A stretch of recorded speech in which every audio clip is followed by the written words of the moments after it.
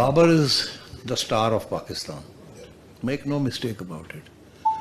बाबर नहीं है तो पाकिस्तान की team is without the son of the soil. So वो तो हमारे दिलों में बैठा है बच्चा और वहीं रहेगा वो. ये I can assure you of this. बहरहाल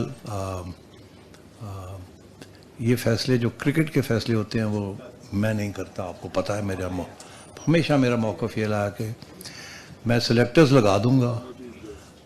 director domestic cricket international cricket ये मेरा काम है.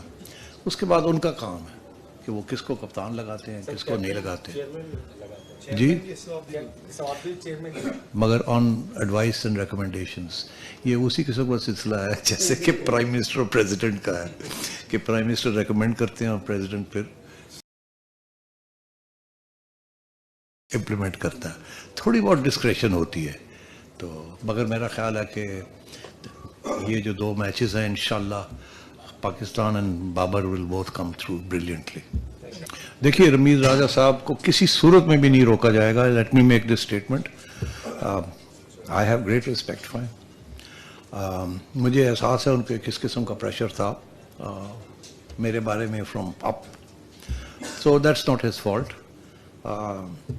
Ramiz is a free man and if he is selected for commentary किसी स्टेज पे भी we will not oppose it. No sir, we will not.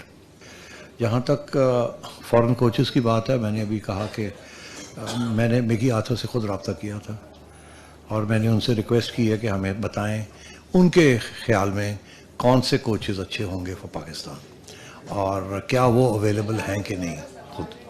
तो उसका जवाब वो मेरा ख्याल है जल्दी हमें दे देंगे क्योंकि वो डाबीशार के साथ उनका कॉन्ट्रैक्ट है इस वक्त.